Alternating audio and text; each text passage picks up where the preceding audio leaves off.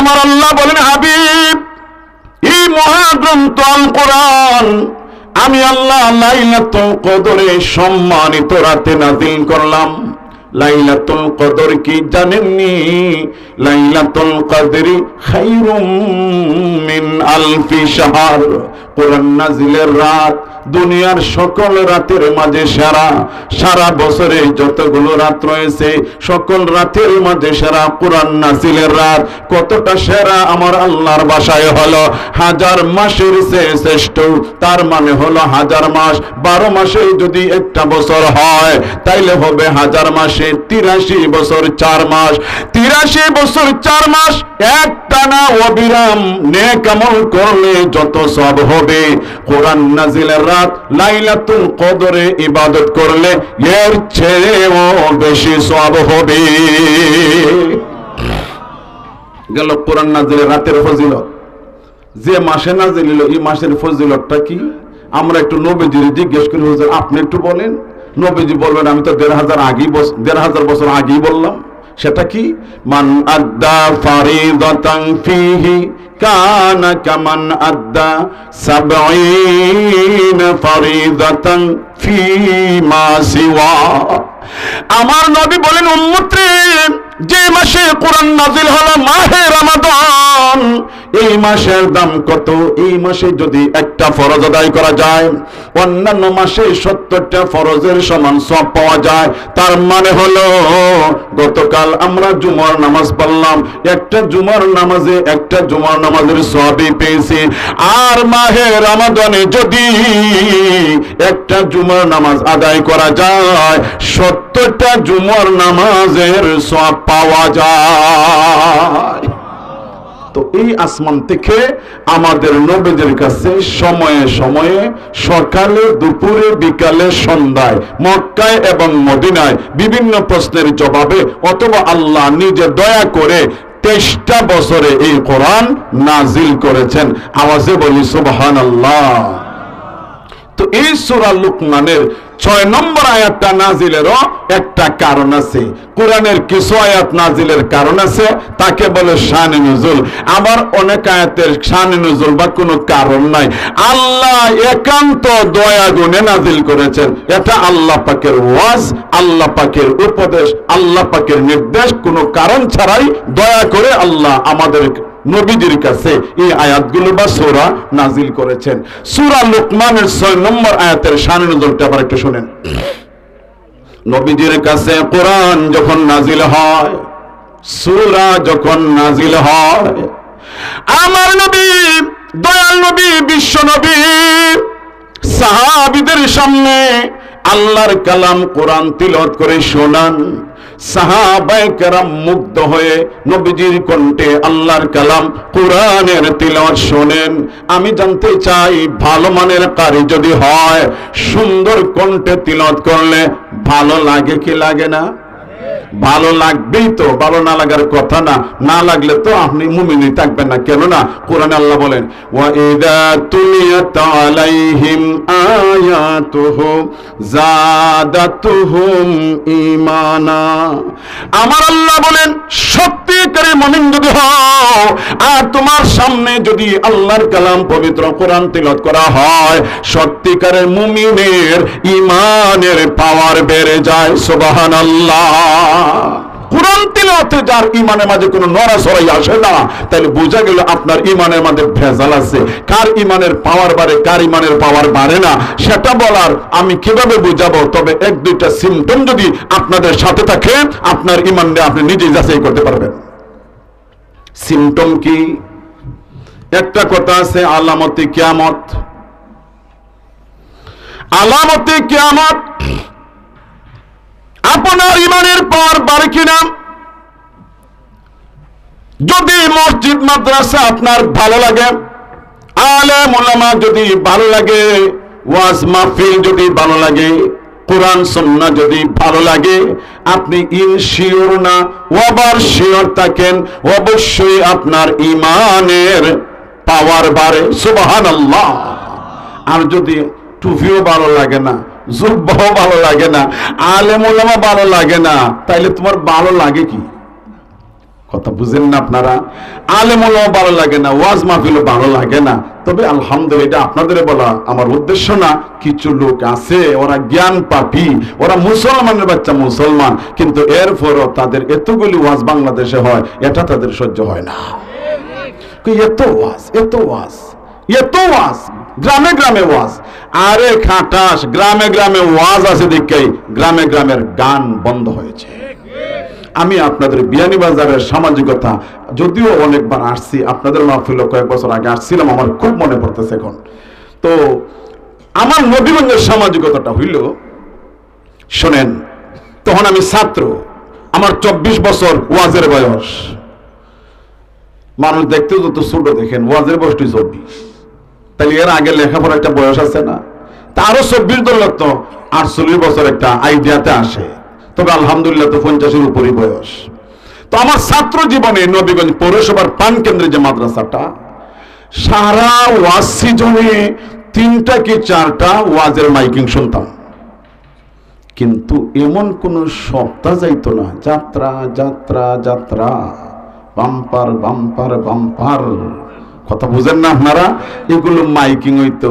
ই কলেরারে আল্লাহ কিভাবে দূর করছেন বলতে পারবেন? যে এই দেশের পুলিশে এই কলেরারে দূর করছে, এই দেশের আর্মি বিজিবি রেবে গানের মতো কলেরারে দূর করছে? জি না, আমাদের গ্রামে গঞ্জে মুসলিম ছেলেরা খাদিমুল কোরআন ইসলামী পরিষদের মতো জায়গায় জায়গায় সংগঠন তৈরি হয়েছে। আর এই সকল তাফসীর মাহফিলের বদৌলতে আমাদের সমাজ থেকে এই সকল নোংরা গান বাজনা বন্ধ হয়েছে। কথা বলেন ঠিক না? সুতরাং যাদের ওয়াজ ভালো লাগে না, মনিটরের সাউন্ডটা বাড়াই দেন একটু। যাদের ওয়াজ ভালো লাগে না, তাহলে ভালো লাগে কি? কোরআন তিলাওয়াত যার ভালো লাগে না, তোমার ভালো লাগে কি? কি ভালো লাগে সেটা আমার দেখার বিষয় নয়। তবে আমি বিশ্বাস করি কোরআন তিলাওয়াত যাদের ভালো লাগবে না, ওয়াজ মাহফিল যাদের ভালো লাগবে না, এদের ঈমানের মাঝে ভেজাল রয়েছে। তো নবীজি যেখানে নবীজি তিলাওয়াত করেন, সাহাবায়ে কেরাম তিলাওয়াত শুনে কি পর্যন্ত মুগ্ধ অভিভূত হন। এমনকি আমার দিকে তাকান, কাফিররা পর্যন্ত আমার নবীর কণ্ঠে তিলাওয়াত শুনবার লাগি পাগল হইয়া যাইত। সুবহানাল্লাহ বলবেন না? একদিনের ঘটনা মনে পড়ে গেল। আবু জাহেলের ছায়া দেখে যত দিন যায়, অনেকে নবীজির কণ্ঠে তিলাওয়াত শুনে মুসলমান হইয়া যায়। তাইলে তিলাওয়াত শুনতে আর দেওয়া যাবে না। আবু জাহেল আইন করল, কোরআন তিলাওয়াত শুনতে কেউ যাইবেন, কঠোর শাস্তি দেওয়া হবে। যখন ঘোষণাটা দিল, এখন অনেকের মনের মাঝে আইলো, লিডার যেহেতু কঠোরভাবে নিষেধ দিছে, তাইলে আর কেউ যাবে। অর্থাৎ নবীজি তাহাজ্জুদ নামাজ যে গড়ে পড়েন, খেয়াল করেন কথাটা, নবীজি তাহাজ্জুদ নামাজ যখন গড়ে পড়েন, দেয়ালের মাঝে কান লাগাইয়া কাফেররা তিলাওয়াত শুনতো। সুবহানাল্লাহ বলবেন না? কি মজার তিলাওয়াত! এখন আবু জাহেলের নিষেধ দেওয়ার পরে একটা লোকের মাথায় আইলো, লিডার যেহেতু নিষেধ দিছে, তাইলে তো মুহাম্মদ সাল্লাল্লাহু আলাইহি ওয়াসাল্লামের কণ্ঠে গভীর রাত্রে তিলাওয়াত শুনতে আর কেউ যাবে না, আমি গেলে কেউ দেখবে না। ওই একজন রেডি হয়েছে। কথা বুঝতেছেন না আপনারা? আপাতত কয়জন রেডি হয়েছে? একজন। আরেকজনের মনে মাঝে আইলো, লিডার যেহেতু নিষেধ দিছে, তাইলে ভয়ে কেউ যাবে না, আমি গেলে কেউ দেখবে না। কয়জন রেডি হইল? 2 জন। এইভাবে বেশ কয়েকজন রেডি হয়েছে। স্বয়ং আবু জাহেলে ভাবলো, আমি যে কঠোর ভাবে নিষেধ দিছি, আর কি কেউ যাইবো? আমি গেলে খেয়ে দেখবো। এখন আবু জাহেল নিচেও গেছে, গিয়া সবাই নবীজির করে চারিদিকে তিলাওয়াত শুনতেছে। সুবে সাদিকের ভয় কি জানে আকাশ বর্ষা হইয়া যায়, দূর থেকে কোন সালেশ্বরের মুসলমানরা দেখে ফেলে, এই জন্য উঠটা দিছে একটা দৌড়, আরেকটা দিছে দৌড়, দুইটাই একটা একটা টেঙ্গের সাথে বাড়ি হয়ে ফিরে গেছে। ভাই, লিডারের নিষেধ দিল, তুই আইলে কেনে? আমি কেনে আইলাম, তুই কেনে আইলে? তোরটা গো কইরে ভাই, আমি ভাবছিলাম লিডার নিষেধ দিছে, কেউ আসবে না, আমি গেলে কেউ দেখবে না। আমিও তাই ভাবছিলাম। তুই আমার কথা কইবে না, আমি তোর কথা কইব না। এত বয়ের কারণ নাই, খালি আমরা দৌড়ি না, ওই দেখ লিডারও দৌড়িয়ে যায়। কথা বুঝেননি আপনারা? অর্থাৎ নবীজির কণ্ঠে তিল শুনবার লাগি কাফেররা পর্যন্ত অস্থির ছিল। সাইয়েদনা আবু বকর সিদ্দিক রাদিয়াল্লাহু তাআলা ফজর নামাজের পরে ঘরের বারান্দায় আল্লাহর কালাম তিলাওয়াত করলে বেদিনের নারী পুরুষ ছেলে মেয়েরা উনার বাড়িতে এসে তিলাওয়াত শুনতে ভিড় জমাইতো। জোরে বলেন সুবহানাল্লাহ। এই তিলাওয়াতের দ্বারা যখন দিন দিন মুসলমানদের সংখ্যা বৃদ্ধি পাচ্ছে, শুনেন, তুফাইল দৌসি রাদিয়াল্লাহু তাআলা আনহু দোস সম্প্রদায়ের লিডার মক্কায় চলে আসলেন। মক্কার নেতারা বলল, তুফাইল সাহেব, আপনিও আপনার গোষ্ঠীর লিডার, আমরাও লিডার, লিডার হয়ে লিডারকে আমরা বলছি মুহাম্মদের কথা শুনবেন না, মুহাম্মদ একটা জাদুকর, নাউজুবিল্লাহ। তুফাইল নিজে বলেন যে আমি শেষ পর্যন্ত মনের মাঝে আইলো যে আমি উনার তিল শুনবো না, আমার দিকে একটু তাকান। হঠাৎ নবীজি সামনে পড়ে গেলে উনি এইভাবে আঙ্গুল দিয়ে কান বন্ধ করে, যাতে করে অনিচ্ছায় কোনো কথা নবীজি জবান দিয়ে বের হওয়া কথা উনার কানে প্রবেশ না করে। 5-7 দিন যাওয়ার পরে উনি ভাবলো, আমি তো শিশু না, আমি তো মেন্টাল না, আমি তো পাগল না, আমি তো ফিডার খাই না, আমার তো আল্লাহ কমন সেন্স দিয়েছে, বিবেক দিয়েছে। আরে শুনি না মুহাম্মদ কি বলে, সুবহানাল্লাহ বললেন না আপনারা? আমি একটু শুনি না, দেখি না উনি কি বলে। মন্দ বললে আমি ডিলিট করে দিব, ভালো হইলে না একটু চিন্তাই করব, শুনবো তো, না শুননা কিসের মন্তব্য। তো এখন উনি আগ্রহী হইয়া নবীজির কণ্ঠে কথা শুনবার জন্য নবীজির খুঁজতেছে। সুবহানাল্লাহ বলবেন না? ওই সময়ে নবীজি মাগরিব কিংবা এশার নামাজ মসজিদুল হারামে নবীজি একা একা আদায় করছেন, অথবা সাহাবীদেরকে নিয়ে জামাতে পড়ছেন। তো মাগরিব এশার নামাজে আপনাদের বিয়ানীবাজার পুনা সালে সুরে কেরা শোনা যায় না? না যায়? কথা বলেন না দিকে আপনারা? জোহরে তো শোনা যায় না, আসরে শোনা যায় না, মাগরিবে শোনা যায় না, এশায় শোনা যায় না, সূরা ফাতিহা এবং সূরা মিলানে শোনা যায়। তুফাইল দৌসি বলেন, আমি নবীজির কাছে গিয়ে দাঁড়াইলাম, আর দিকে তিনি হাত বেঁধে কি জানি পড়তেছেন, অর্থাৎ নবীজি কোরআন তিলাওয়াত করছেন। নামাজ শেষ করে নবীজি বাড়ি গেলেন। তুফাইল দৌসি নবীজির বাড়ি যায় বলেন, ইয়া রাসূলুল্লাহ, ইয়া হাবিবাল্লাহ, ওগো নবীজি, 1 সপ্তাহ ধরে আপনাকে ডানে দেখলে বামে যাই, বামে দেখলে আমি ডানে যাই, হঠাৎ সামনে পড়ে গেলে আঙ্গুল দিয়ে কানটা আমি বন্ধ করি। আপনি নাকি জাদুকর, আপনার কথা শোনা যাবে না। কিন্তু হঠাৎ আমার মনের মাঝে জাগলো, আমি শুনে দেখব উনি আসলেই জাদুকর কিনা। এবার যখন আপনার কণ্ঠে আমি কিছু শুনলাম, কি জানি গো, নামাজের মতো ইবাদতে দাঁড়াইয়া আপনি পাঠ করলেন, এই তিলাওয়াতে আমার মন ভরলো না, আমার তৃপ্তি মিটলো না। আমি আপনার বাড়িতে চলে আসলাম, আপনি আমাকে এমন কিছু তিলাওয়াত শুনাইয়া দিন। আমার নবী, দয়াল নবী, বিশ্ব নবী নিজের কণ্ঠ, নিজের সুর একাকার করে আল্লাহর কালাম বিশ্ব নবীর উপরে নাযিল হওয়া ওই নবী যখন তিলাওয়াত করবেন কেমন হবে?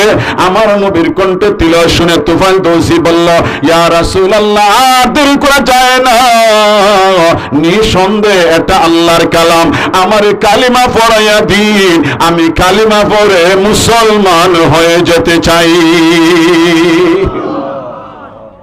এইভাবে যখন লোকজন কুরআন তিলাওয়াতে শুনো মুসলমান হয়, তখন নজর ইবনে হারিস, সে একটা ক্রিমিনাল কাফের। কথা বুঝরানি? এতক্ষণ কোরআন তিলাওয়াত, কোরআন নাযিল না, আমি একটা অবস্থান দাঁড় করাইলাম আপনাদের সামনে। যদি বুঝা থাকেন তাহলে কোরআন আসলো কেমনে, তিলাওয়াত হয় কেমনে, তিলাওয়াতের উপকারিতা কি, তিলাওয়াত শুনলে প্রতিক্রিয়া কি, একটা মোটামুটি একটা অবস্থা দাঁড় করাইলাম। এই পরিস্থিতিতে নজর ইবনে হারিসে কয়, তাইলে দেখি আমি এর বিরুদ্ধে একটা কিছু দাঁড় করাইতাম পারি। নাউজুবিল্লাহ, আসেনি না? এখনো বিষয়টা ক্লিয়ার হওয়ার পথে নাই। আমরা করে তাফসির মাহফিল, হেরা করে উরুস মাহফিল। কথা বলেন না দেখি আপনারা? আমরা করে তাফসির মাহফিল, হেরা করে উরুস মাহফিল, অর্থাৎ কোরআনের বিরুদ্ধে আরেকটা, যেটা বিশ্ব মুসানবীর কোরআন তিলাওয়াতের বিরুদ্ধে মুশরিক বেঈমান নজর ইবনে হারিস দাঁড় করেছিল। গান আজকের কিছু শয়তানরা এরা কোরআনের মাহফিলের বিরুদ্ধে দাঁড় করেছে উরুসের নামের বন্দামি। কথা বলেন ঠিক না? আরো খারাপ লাগে ওয়াজ মাহফিলে কিছু আলেম ওলামারাও আমরা কওমি মাদ্রাসার ওয়াজে তাসিল না ইদানিং ঢুকে গেছি। বড় আফসোসের সাথে বলা লাগে, অন্তত পক্ষে সিলেটের উলামায়ে কেরাম এগুলো ফরহেজ করা দরকার। যারা এই সকল ওয়াজ মাহফিলে এসে তাফসির মাহফিলে এসে গজল গান উল্টোপাল্টা কথা বলেন, এদেরকে সুনির্দিষ্ট একটা বিষয় দিয়ে বাইন্ডিং এ রাখা দরকার যে আপনি গজল গাইলে অন্যদিন গাইয়েন, আমাদের এই এলাকায় গজল টজল দরকার নাই, কোরআনের কথা বলেন। এটা আর একটা জগৎ, একটা লাইন ছিল। আমরা কই মাদ্রাসার এটা একটু পরিচ্ছন্ন ছিল, কিন্তু ইদানিং কিছুটা মিশ্রণ হয়ে যেতেছে। কিন্তু আমাদের আদর্শের খেলাফ আমার এই মোবাইলটা সাক্ষী, যা গান নয় তবে গানের চেয়ে আরো মারাত্মক। দেখেন, উনার বাবা ছিল আলেম, নাম বলবো না। তারা 8 ভাই, 8 ভাই আলিম। 8 ভাইয়ের নামের উপরে লেখা জালালি। কি লেখা? জালালি, মানে তারা সব জালালি। এই জালালিরা ইদানে একটা গজল গায় যা গানের চেয়ে আমি নিকৃষ্ট মনে করি। সেটা হইল, আমি চাই না বেহেশত বয় ফাই না জাহান্নাম, আমার কফালে লিখে দিও দয়াল নবীর নাম। আচ্ছা বলেন, আপনাদের দেশে বড় বড় আলেম ওলামার অভাব নাই? সিলেটের সর্বজন স্বীকৃত বড় মুফতি হুজুর যিনি, আঙ্গুরার মুফতি সাহেব হুজুর, অলরেডি তিনি মাহফিলে এসে গেছেন। আমার হালকা হুজুরের সাথে কিছু কথা হয়েছে। হুজুরের কাছ থেকে আপনারা জানেন, হুজুর তো একবার স্টেজে আসবেন, যে মুর্দার কপালের মাঝে মুহাম্মদ সাল্লাল্লাহু আলাইহি সাল্লাম লেখবার মতো কোন বিধান শরীয়তে আছে কিনা? তাহলে কি আপনারা লেখলেন না? হেরা যদি কপালে বলফেন দিয়ে লেখে, আমরা মার্কারে খালি দিয়ে লেখলাম না। কথা বলেন না কেন আপনারা? আচ্ছা, কেউ নামাজ পড়বে না, রোজা রাখবে না, আর কপালে মোহাম্মদ লেখিলে যদি ফার ভাইলায়, তো চৈত মাসে রোজার হাত ধরা হলো জিনটাকু ভাই মাতুন না কেন আপনারা? এগুলো ভণ্ডামি। এর মাঝে প্রথমে যেই কথাটা বলছে ইন্না লিল্লাহ, আমি চাই না বেহেশত, আল্লাহর জান্নাত সে তাচ্ছিল্য করলো। কোরআন ভরে দিয়েছেন আল্লাহ জান্নাতের নিয়ামতের আলোচনায়, আওয়াজে বলেন সুবহানাল্লাহ।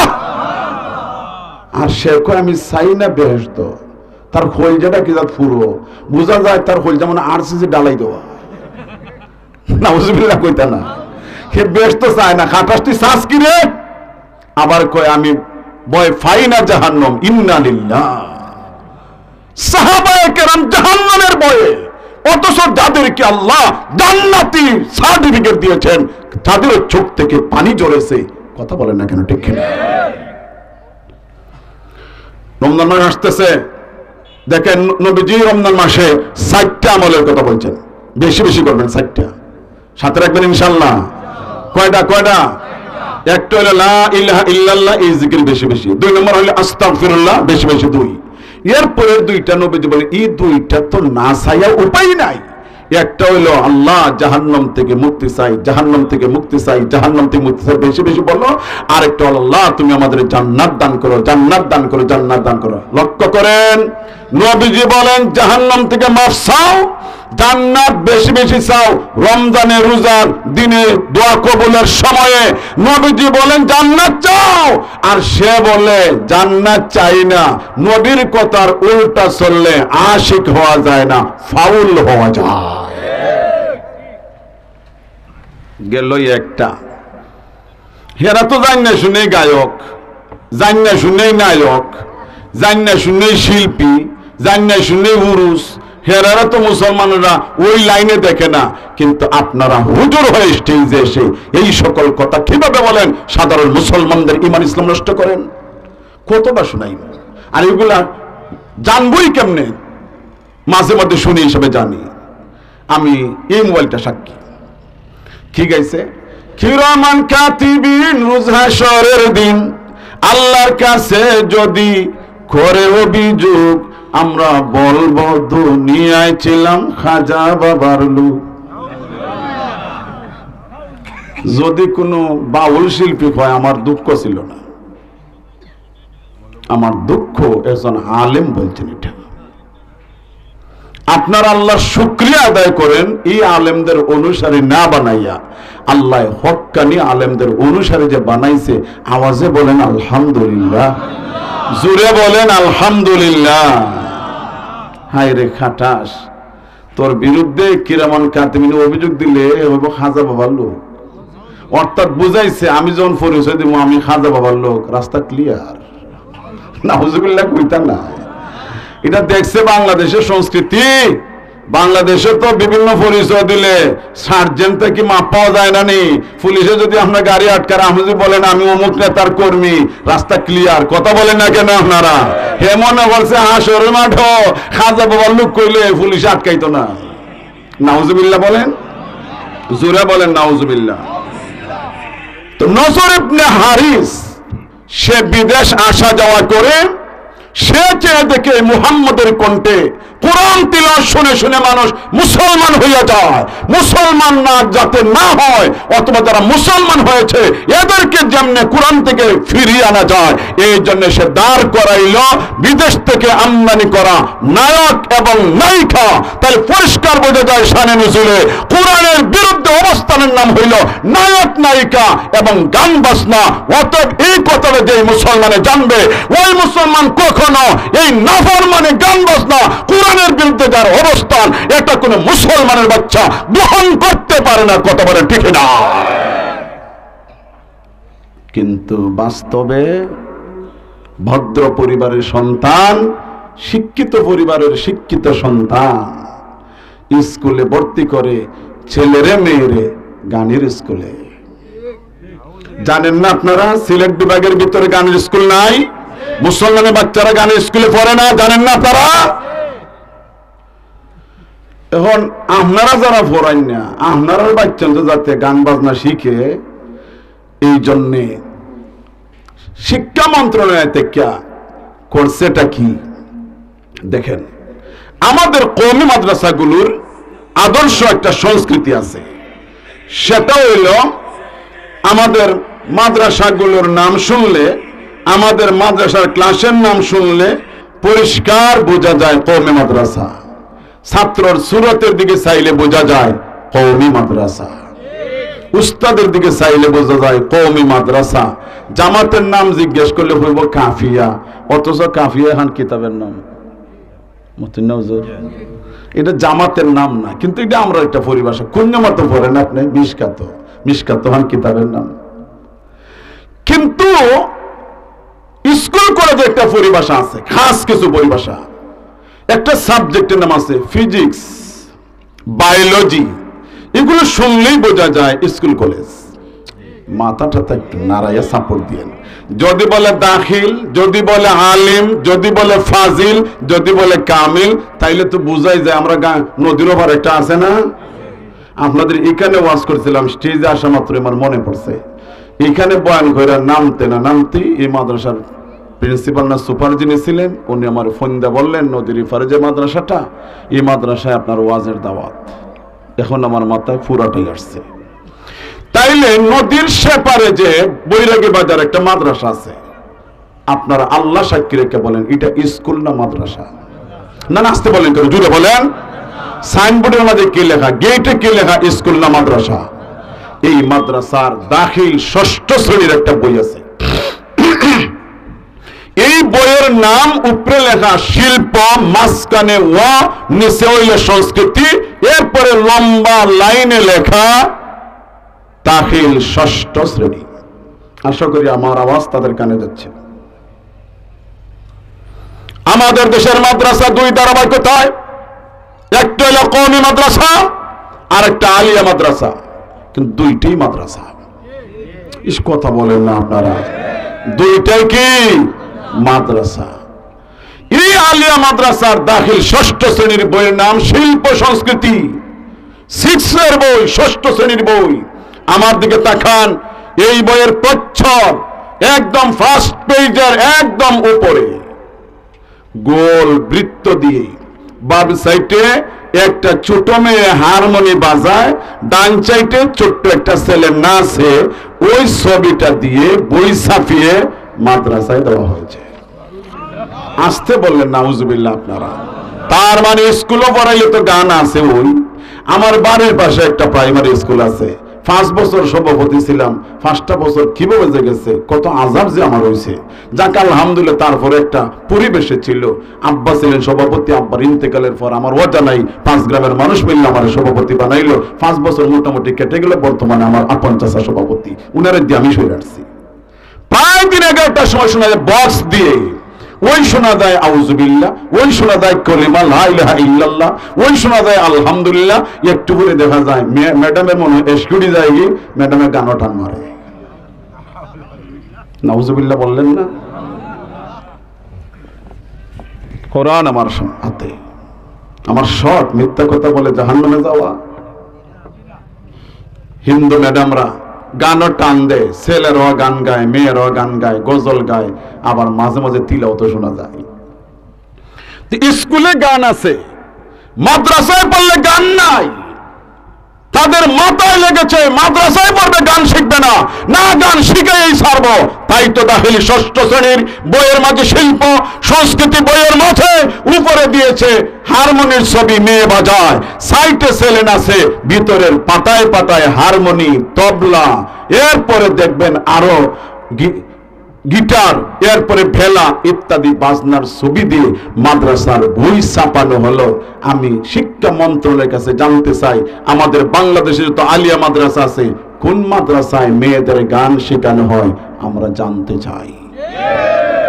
যদি আলিয়া মাদ্রাসার কোন ছোট মাদ্রাসায় মেয়েদেরকে গান শেখানো না হয়ে থাকে, তাইলে শিল্প সংস্কৃতির নামে যেন বইটা জমানো হলো, একটা সংস্কৃতি নয়, সংস্কৃতির নামে একটা শয়তানি অপসংস্কৃতি। কথা বলেন ঠিক না?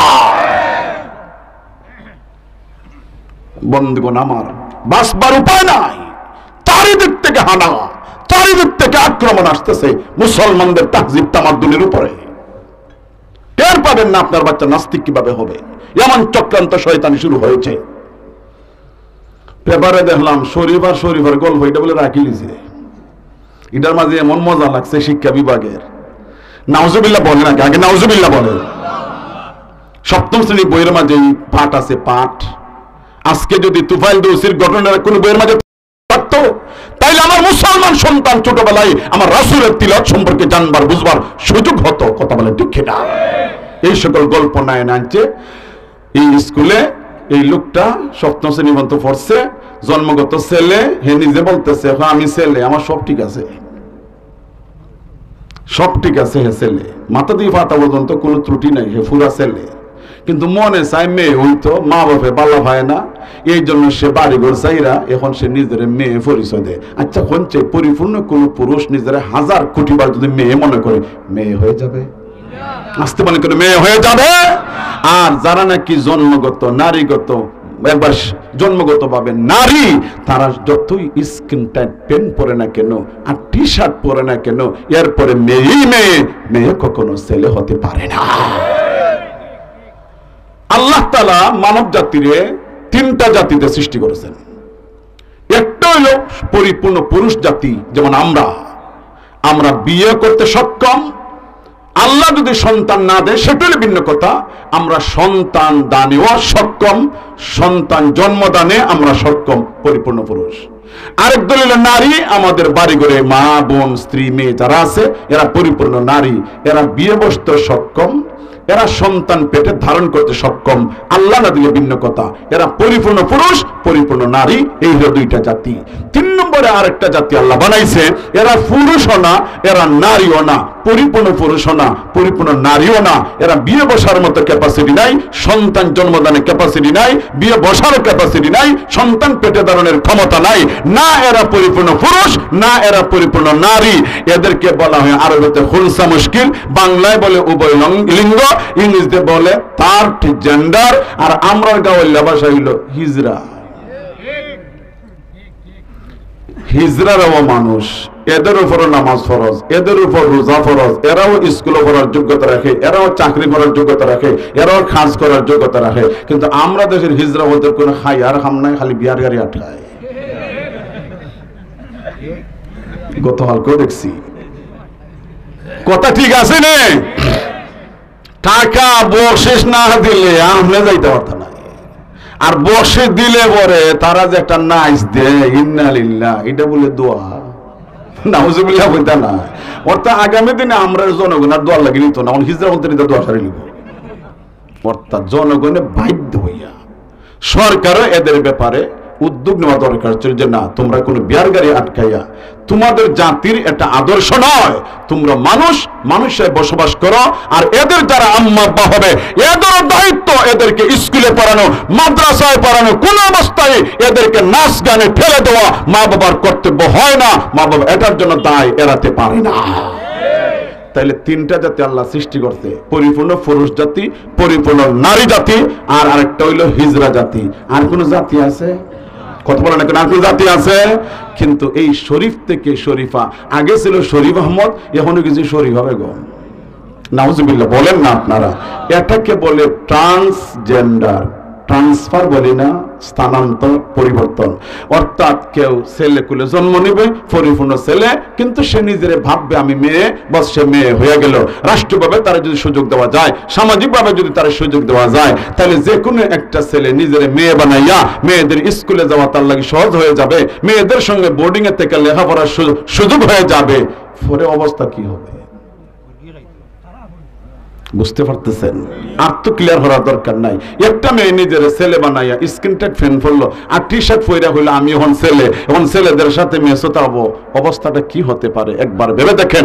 তাইলে ওই ট্রান্সজেন্ডারের টার্গেট হইল আমাদের সমাজটাকে একেবারেই জঘন্য সমাজে পরিবর্তন করে দেওয়া, মুসলমানের সন্তানদেরকে মুসলমান না রেখে হনুমানের চেয়ে আরো নিকৃষ্ট বানানোর পায় তারা। কাজে আমরা মুসলমান অভিভাবক, আমরা যদি জেগে না উঠি, আমরা মুসলমান সন্তানদেরকে ট্রান্সজেন্ডারে বিশ্বাসী বানাইয়া মুশরিক বানাবে, এই দেশের মুসলমান এটা মেনে নিতে পারে না, মেনে নিতে পারে না, মেনে নিতে পারে না। কত বড় দেখে না,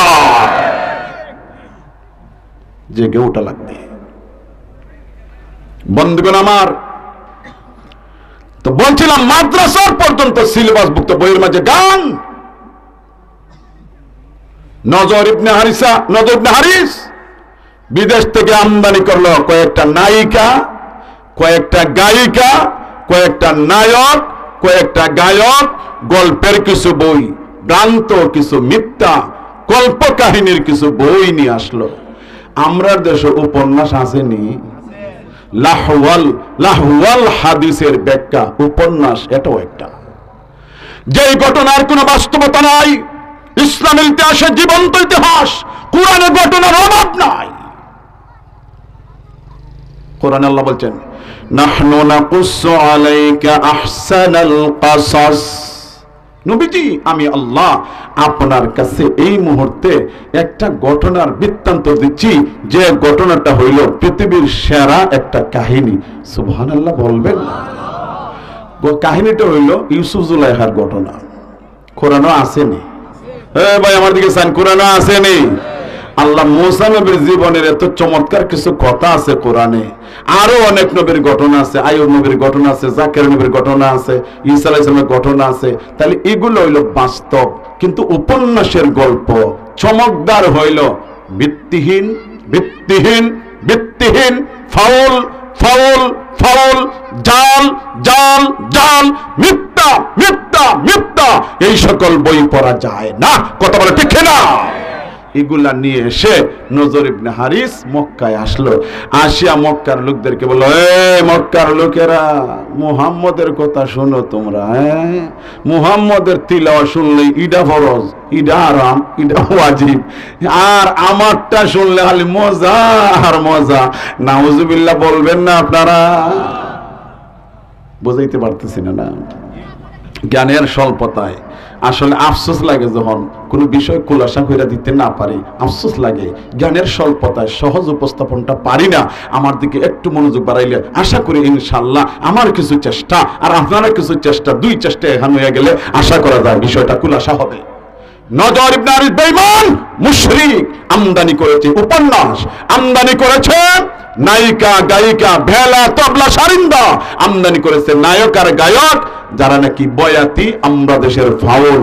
দেখবেন এক একটা শয়তান গানে দাঁড়াইয়া এমন কিছু কিছু কথা বলে, আলেম উলামারে কটাক্ষ করে এমন ফালতু কথা বলে, আমরার হাড়ে লাগে ইন্না লিল্লাহ। মুসলমানের বাচ্চা এমন কথা কেমনে বলে?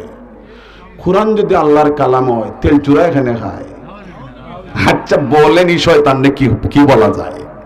কুরআন যদি আল্লাহর কালাম হয় তেল চূড়া এখানে খায়, মসজিদ যদি আল্লাহর গড় হয় তে গাঙ্গে খেলে কি ভাঙ্গে নাকি?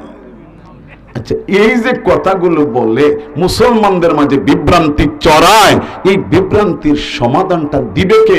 ওরা শুধুই বিভ্রান্তি চড়ায়, মুসলমানদের ঈমান আকীদা রক্ষা করার পারাদারের দায়িত্ব পালন করে যাচ্ছেন এই দেশের হক্কানি উলামায়ে কেরাম। আওয়াজ দিয়ে বলেন ঠিক কিনা? দিন রাত আমরা চেষ্টা করি আপনাদের ঈমান ইসলাম ঠিক থাকতো, আর এরা কুফরি কথা বলে গান গাইয়া গাইয়া মুসলমানদের ঈমান ইসলাম নষ্ট করে।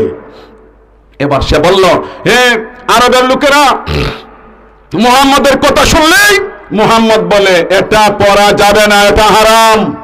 আমি জিজ্ঞেস করি কোরআনে হারাম অনেক বিষয়ে হারাম বলা আছে না নাই? সুদ খাওয়া হারাম আছে না নাই? ঘুষ খাওয়া হারাম আছে না নাই? চুরি করা, সন্ত্রাসী করা, লুটতরাজ, চাঁদাবাজি, মাস্তানি, জবরদখল, এগুলো হারাম, কোরআনে ডিটেইলস আলোচনা আছে। আবার অনেক বিষয় ফরজ, চৈত্র মাসে রোজা হলে রোজা ফরজ, বৈশাখের লম্বা দিনে হলে ফরজ, ভাদ্র মাসের তাল পাকা গরমে হলে রোজা ফরজ। ঠিক আছে নি? নামাজ ফরজ, রোজা ফরজ, তৌফিক থাকলে হজ ফরজ, তৌফিক থাকলে যাকাত ফরজ, কুরবানি ওয়াজিব। এগুলা নবীজির তিলাওয়াত থেকে নবীজি মানুষকে বুঝাইয়া দেন। আর নজর ইবনে হারিসে বলে আমারটা শুনলে ওয়াজিবও নাই, খালি আরাম আর আরাম। এই জন্য আমরা ওয়াজ অনেকের ভালো লাগে না, এখন মোল্লা হন্দের ওয়াজও গেলে রে বা হটা ভাড়া যায় না, হটা ভাড়া বয়লার আর অভাব নাই। আর আমরা উরুস গেলে সারা রাত কতক্ষণ জিকির হলেই চলে, কথা বুঝেন না আপনারা? কতক্ষণ জিকির হলেই চলে। এরপরে তো বর্তমানে যে উরুসের পরিবেশটা কি সুন্দর, পোস্টার গুলা, ওই তো আপনাদের লিফলেট হ্যান্ডবিলটা আমার সামনেই আছে, কি লেখা 70তম বার্ষিক তাফসীরুল কোরআন মাহফিল। আগে পরে কোনো লকব নাই, কিন্তু উরুসের মাঝে পোস্টার কি লেখা থাকে? পবিত্র উরুস মুবারক লেখা থাকে না? দেখেন কত বড় জালিয়াতি, এত বড় শয়তানি কাজ, যেটা নজর ইবনে হারিসের আবিষ্কার, যা কোরআনের বিরুদ্ধে, যা মানবতার বিরুদ্ধে, মুসলিম জাহানের বিরুদ্ধে, বিশ্বনবীর বিরুদ্ধে যার আবিষ্কার। এর নামের উপরে দিয়ে লাগাইছে পবিত্র আর নিচে লাগাইছে মুবারক। একটু পরে হয় গান পরিবেশন করবে সুমি সরকার। নাউজুবিল্লাহ বলেন না কেউ রে আল্লাহ, সুমি সরকারের গান গাইবো এটা বলে পবিত্র? আস্তে বলেন নাউজুবিল্লাহ, আস্তে, জোরে বলেন নাউজুবিল্লাহ, আরো জোরে বলেন নাউজুবিল্লাহ।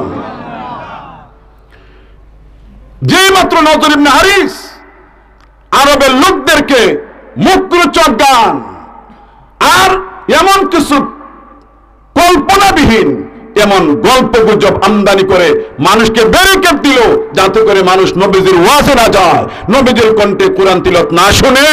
সাথে সাথে আমার আল্লাহ দেরি না করে তার বিরুদ্ধে কিয়ামত পর্যন্ত কোনো মানুষ যাতে গানের দ্বার কাছে না যায়, মুসলমানের কোনো সন্তান যাতে গান না শুনে, যার জবান দিয়ে গান বের না হয়, আমার আল্লাহ চিরতরে গান হারাম ঘোষণার জন্য সূরা লুকমানের 6 নম্বর আয়াত নাজিল করে দিলেন। সিল্লে বলেন মারহাবা। ومن الناس من يشتري لهو الحديث ليضل عن سبيل الله بغير علم ويتخذها هزوا أولئك لهم عذاب مهين। আমার আল্লাহ বলেন ওয়া মিনান নাসি মান ইয়াশতারি, মানুষের মাঝে কিছু লোক রয়েছে যারা নাকি ক্রয় করে লাহওয়াল হাদিস, লাহওয়াল হাদিস যারা ক্রয় করে লিউদিল্লান সাবিলিল্লাহি বিগাইরি ইলম, মানুষগুলোকে অজানা বশত মানুষগুলোকে পথহারা করার জন্য, গুমরাহ বানানোর জন্য, ইসলাম থেকে দূরে রাখার জন্য কিছু মানুষ রয়েছে লাহওয়াল হাদিস ক্রয় করে আনে। লাহওয়াল হাদিসের মানে হইল উপন্যাস, লাহওয়াল হাদিসের মানে হইল বাজে একটা কিচ্ছা, লাহওয়াল হাদিসের মানে হইল ভিত্তিহীন গল্প, লাহওয়াল হাদিসের মানে হলো বেলা, লাহওয়াল হাদিসের মানে হলো সারিন্দা, লাহওয়াল হাদিসের মানে হলো হারমোনি, লাহওয়াল হাদিসের মানে হলো নায়ক নায়িকা, গায়ক গায়িকা। এইগুলো যারা আমদানি করে, আমার আল্লাহ বলেন উলাইকা লাহুম আযাবুম মুহিন, ওই সকল পাপিষ্ঠদের জন্য অপমানজনক শাস্তি রয়েছে। নাউজুবিল্লাহ। অপমানজনক শাস্তি, শাস্তি কি তো আবার সম্মানজনক আছে নাকি? তাহলে অপমানজনক মানে কি? সম্মানজনক না হইল শাস্তি, শাস্তি শাস্তি শাস্তি। শুনেন কেমনে বুঝাইতাম। জুতা চুরে ধরা পড়ছে, সরতাপ্পর দুইটা দিয়া বিদায় করে দিছে। বেচারা কই শুকরিয়া আল্লাহর, খানুজে ধরাইছে না। বুঝেন নাই? ওই শুকরিয়া আল্লাহর, খানুজে ধরাইছে না। কারণ সরতাপ্পর দুইটা দিছে, ইটা প্যারাসিটামল খাইলে যাইব কি? কিন্তু খানা ধরাইলে এটা মান সম্মানের বিষয় ছিল, এটা হইল অপমান। আমার আল্লাহ এই সকল কাজে যারা জড়াবে এদেরকে আমার আল্লাহ অপমানজনক শাস্তি দিবেন। অপমানজনক শাস্তির অনেকগুলি ব্যাখ্যার একটা ব্যাখ্যা হইল, আমার বিশ্বাস কোন মুসলমানের বাচ্চা যদি এই কথাগুলো কান্দা শোনে আর তার আত্মমর্যাদা বলে কিছু থাকে, তাহলে এই গানের সাথে আর জড়াতে পারে না। সে যে পায়খানা করবে অথবা গরম ফুটন্ত পচা ফুসতারে খাওয়ানো হইব, ওটা নিকৃষ্ট পায়খানা হইয়া যখন নিজ দিক দিয়ে বের হবে, ওটা আবার তারে খাওয়ানো হবে। বলেন এই শাস্তিটা কি পর্যন্ত অপমানজনক? আমার আল্লাহ বলেন উলাইকা লাহুম আযাবুম মুহিন, এদের জন্য অপমানজনক শাস্তি। সিল্লে বলেন নাউজুবিল্লাহ। কোন কোন গানের দ্বারা কবিরা গুনাহ হয়, এমন কোন গান নাই যে গানে কবিরা গুনাহ হয় না। তবে কোন কোন গান শুধু কবিরা গুনাই হয়, শিরিক হয় না। কোন কোন গান কবিরা গুনাই হয়, কুফরি হয় না। গানের দ্বারা সে গুনাহগার হবে কিন্তু ঈমান তার ঠিক থাকবে। গানের দ্বারা গুনাহগার হবে, ঈমান তার ঠিক থাকবে, মুশরিক হবে না, কাফেরও হবে না। আবার আমাদের সমাজে এমন এমন গান রয়েছে যেগুলো গান গায়া বিশ্বাসের সাথে গান গাইতে দেরি হবে রে বান্দা, তোমার দৌলতে ঈমানটা নষ্ট হতে দেরি হবে না। নাউজুবিল্লাহ। তাইলে এই সকল গান আমি আর জানি কয়টা, আর জানবার আমার কোনো চেষ্টাও নাই। এই জন্য আপনারা বুঝে শুনে শুনুন, বোঝার চেষ্টা করেন যে গানটা যে শুনলাম এই গানের মাঝে কুফরি আছে না শিরিক আছে নাকি শুধু কবিরা গুনাহ আছে, এগুলো আপনারাই যাচাই করবার চেষ্টা করবেন। বন্ধু নামক যত গান আছে, প্রেম প্রীতির যত গান আছে, এগুলো মানুষের চরিত্রকে নষ্ট করে। এতটুকু বলা যায় যে বন্ধু হাইলে না রে বন্ধু খাইলে না, এটা কথা কি তো কখন যাই দেখি আর একটা কবিরা গুনাহ হবে। কিন্তু এমনও গান আছে আল্লাহর দন রাসূলকে দিয়া, রাসূল গেলেন খালি হইয়া, রাসূলের দন খাজায় পাইয়া বৈশা গেলেন আজমিরে, কেউ ফিরে না খালি হাতে, খাজা তোমার দরবারে। নাউজুবিল্লাহ। জুড়ে বলেন, জুড়ে বলেন। এটা তো সেলিব্রিটি একজন বক্তা, ওই তার মাথায় আবার ভাগরিও আছে, আবার ফিরো নামের আগে ফিরো আছে। আর এটা গাইছে সময় তার মাঝে শয়তান এমন ভাবে আসর করছে, আমি এখনো মাঝে মাঝে ওই সময় তার চেহারার দিকে চাইলে লাগে যে শয়তানে যদি ওখানে সুরত ধরতে তেমন ওর হুই সুরত ধরল, একটা সুরত যে ধরছে এই সময়। কোরআন তিলাওয়াতে তোমার এসকে আসলো না যে কোরআন তিলাওয়াতের কথা কোরআনে আছে যে কোরআন তিলাওয়াত শুনলে ঈমানের পাওয়ার বেড়ে যায়। আর ওই সময় তোমার এসকে এসে গেল আর এমন একটা সুরত ধরলায়, বোঝা যায় বাপরে তার শৈল ভূমিকম্প আরম্ভ হইছে। আল্লাহর দন রসুল্লে দিয়া আল্লাহ গেলেন গায়েব হইয়া, রাসূলের দন খাজায় হইয়া ঘর বানাইলেন আজমিরে, কেউ ফিরেন না খালি হাতে, খাজা তোমার দরবারে। এটার ব্যাখ্যা দিছে শয়তানের গোষ্ঠীরা। আচ্ছা দেখো চাই খাজার দরবারে গেলে সে খালি হাতে ফিরে আইব। আচ্ছা বা সাহাব হল আমরা খাজার দরবারে গিয়া সূরা ফাতিহা পড়ি না, তে ফাতিহা বললে সব আছে না, তে তোমরা সব লইয়া আই। খাটাসের বাচ্চা খাটাস, খালি খাজা বাবার দরবারে সূরা ফাতিহা হয়, আমার দাদার দরবারে গেলে তুমি ফাতিহা পড়িয়া আই। কথা বুঝেন না আপনারা? খালি কি খাজা বাবার দরবারে সূরা ফাতিহা পড়া হয়? আমরা কবরস্থানে গেলে আমরা সূরা ফাতিহা পড়ি না? কথা বলেন এদিকে আপনারা। আমাদের বাপ দাদা যারা মুর্তেগান আছেন এদের কবর বসে গেলে সূরা ইখলাস পড়ি। সূরা ইখলাস পড়লে আমার নবী দয়াল নবী বিশ্বনবী বলতেন একবার সূরা ইখলাস পড়লে 10 পারা তিলাওয়াতের সমান সওয়াব। তো এটা লাগে হাজার বাড়ি দিতে মনে, তিলাওয়াতের কারণে যদি সওয়াব পাই এটা হাজার বাড়ি দেওয়ার দরকার কি? তা এটা তো আমার দাদার কবর, আমার বাবার কবর, আমার বাগনাও শুয়ে আছে আমাদের পারিবারিক কবরে। আমার দাদা, আমার আব্বা, আমার ছোট একটা বাগনা, তারা 3 জন আছে এই বাউন্ডারির ভিতরে। আমরা যখন মাঝে মধ্যে তাদের কবর জিয়ারতে যাই, তিলাওয়াত যখন করি তখন তো আমরা খালি হাতে ফিরি না, সওয়াব তো আমরাও নিই। কথা বলেন না কেন আপনারা? শয়তানের গোষ্ঠী বলছে, শয়তানি উদ্দেশ্য নিয়ে এখন ধরা পড়ছে, এখন ব্যাখ্যা দেয় পজিটিভ। তোরা যতই পজিটিভ ব্যাখ্যা দিস না কেন, এই সকল গানের দ্বারা ঈমান নষ্ট হইবার সমূহ আশঙ্কা রয়েছে। কথা বলতে হবে, ঠিক না? আচ্ছা ভালো করে শুনেন, কথাটা একটু বিশ্লেষণ হোক। কেউ ফিরে না খালি হাতে খাজা তোমার দরবারে, এই কথাটা প্রচার হওয়ার কারণে আজকে আমাদের সমাজের অনেক সরল প্রাণ মুসলমান বিয়ে শাদীর পরে বাচ্চা কাচ্চা পায় না, এই সকল মাজারে গিয়া মাজার বলার কাছে সন্তান চায়। চায় না, চায় না, চায় না। আরে আপনারা দিনদার মানুষ, আপনারা সমাজের অবস্থা একটু খোঁজ নেওয়ার চেষ্টা করেন। আমরা যেহেতু মাঠে মাঠে ওয়াজ করি, আমরা এগুলো যাচাই করা লাগে। তো ওই দূর থেকে গাড়ি রিজার্ভ করে করে নট সিলেটের মানুষ, অন্যান্য ডিস্ট্রিক্টের মানুষ তারা আসে, নামাজ রোজার কোন দাঁড়দারি নাই, তারা বিশ্বাস করে মাজারে আসিয়া বাবারে খুশি করলে বাচ্চা এই বছর হয় না 25 সালে তুইব।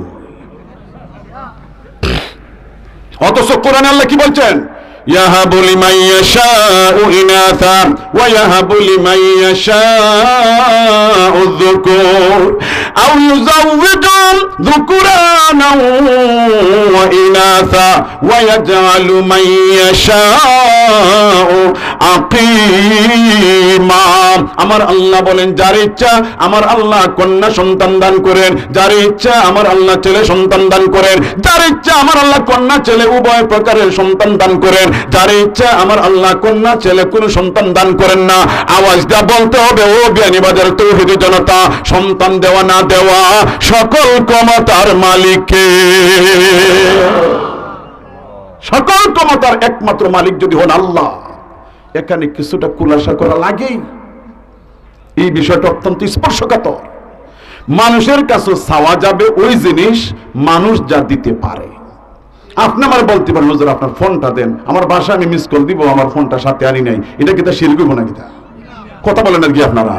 আমি দেই বা না দেই আপনি চাইতে পারেন, আমার দেওয়ার মতো ক্ষমতা আছে, দিব বা না দেব সেটা ভিন্ন কথা, কিন্তু আমার হাতে তো মোবাইল আছে, এটা চাইতেই পারেন। আমি আপনার বলতে পারি ভাই আমি পাঞ্জাবিটা চেঞ্জ করে আসছি, টাকার সাথে নিয়ে আসতে পারেন, দোস্ত টাকা দেন। আপনি আপনার কাছে টাকা চাওয়া নাজায়েজ হবে না, শিরক হবে না, টাকা দেওয়ার ক্ষমতা আপনার আছে। কথা বলেন না রে আল্লাহ। গত রাত মাহফিলে গেলাম, আমার ইচ্ছা ছিল ড্রাইভারে সাইরা দিব, সাইরা দিছি না, আপনাদের মাহফিলে জোরে করে বয়ান দেওয়া লাগবে, বললাম তুমি থাকো। এখন শুইবে কেমনে গাড়িতে, শীতের কাপড় বেশি নেয় নাই। পাশে ছিল একটা মসজিদ, মসজিদ ইমাম সাহেবরে আমি বললাম হুজুর এশার নামাজ আইলে তুমি আমার সাথে আলাপ করে দিও। হুজুর আমি নবীগঞ্জি আর আমার ড্রাইভার শীতের কাপড় সাথে নিয়ে আসে নাই, তো পারবেন না একটা কোমল টমল দিতে? হুজুর কোনো সমস্যা নাই। তা আমি তো চাইছি এটা কিন্তু শিরিক হয়ে দিছে। এগুলো মানুষ দিতে পারে, যা মানুষ দিতে পারে এটা চাইতে পারে। কথা পরিষ্কার? যা মানুষ দিতে পারে, দিতে সক্ষম, এটা চাইতে পারে, এটা শিরিক হয়। আপনার আম গাছে আম ধরছে, বড়ি গাছে বড়ি ধরছে, জাম গাছে জাম ধরছে, আমি চাইতে পারি, আপনি দেন বা না দেন, দেওয়ার ক্ষমতা আছে, এটা দিতে পারবেন। কিন্তু মানুষ যা দেওয়ার ক্ষমতা রাখে না, যা একমাত্র আল্লাহই দাতা, এটা আল্লাহ ছাড়া গায়রুল্লাহ অন্য কারো কাছে চাওয়া শিরিক, শিরিক, শিরিক। সন্তান কি আল্লাহ ছাড়া কেউ দিতে পারে? আসতে বললেন দেখি আপনারা। তো আপনাদের পার্শ্ববর্তী একজন বুজুর্গ, তিনি আল্লাহর রহমতে এমপি হইছেন, তাই তো একটা খবর বড় সাংঘাতিক বয়ান করছেন, এটা ইউটিউবে খুব গুরু পাকাইতেছে। রাসূল গায়েব জানেন বলতে বলতে তিনি বললেন এমনকি সাবের কাছে গায়েবের খবর ছিল। সাবের কাছে গায়েবের খবর ছিল।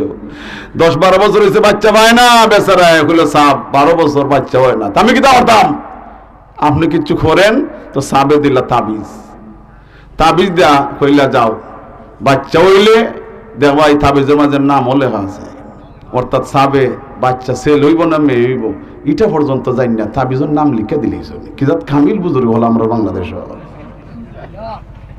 নাউজুবিল্লাহ বলবেন না আপনারা? ইন্না লিল্লাহি ওয়া ইন্না ইলাইহি রাজিউন। তাইলে আমার আল্লাহ কোরআনে বলেন ইয়াহাবু লিমান ইয়াশাউ ইনাসা ওয়া ইয়াহাবু লিমান ইয়াশাউ যুকুর আও ইউযাওয়িজুহুম যুকুরানাও ওয়া ইনাসা ওয়া ইয়াজআলু মান ইয়াশাউ আকিমা।